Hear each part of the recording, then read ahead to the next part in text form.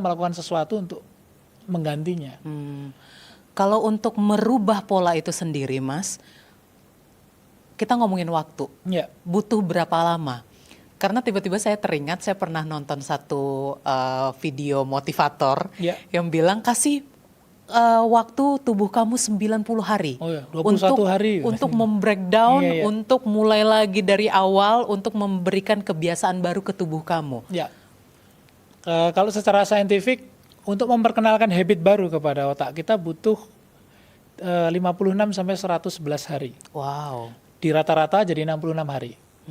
Tapi itu kan 50 sekian hari sampai 100-an hari tadi itu kan bergantung sama individunya ya.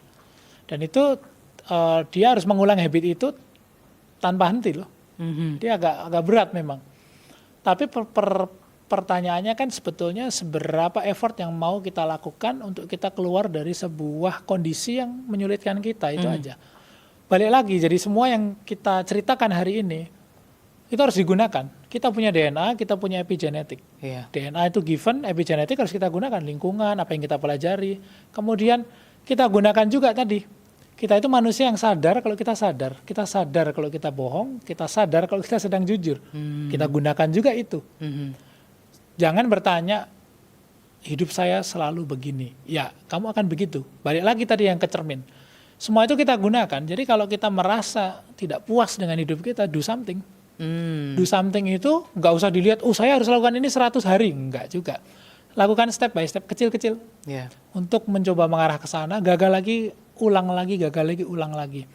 Kelemahan kita sebagai manusia adalah karena kita melihat kegagalan itu sebagai bentuk shame atau rasa malu. Walaupun tidak ada yang melihat, kita malu sama diri sendiri. Aku gagal, kayaknya nggak cocok deh saya di sini. Jadi ya udahlah, menyerah saja. Padahal kalau untuk mencapai perubahan, kita ya harus lakukan itu secara effortnya harus kuat. Ada orang-orang, kalau kita lihat orang-orang yang berhasil di dunia ini adalah orang-orang yang nggak gampang menyerah sebenarnya. Dia punya strategi untuk lakukan itu. Dia lakukan itu day by day.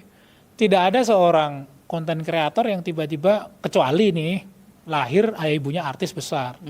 Lahir baru dibuat konten, baru dibuat akun Instagramnya udah followernya banyak, atau TikTok followernya banyak. Tapi kalau kita dari seseorang yang kita tidak dikenal, kita harus bikin konten day by day, kontennya harus menarik. Dan kalau kita menyerah di tengah jalan ya selesai. Kan harus terus dia. Betul. Konsistensi itulah yang Mas, dituntut itu. dari kita semua sebetulnya.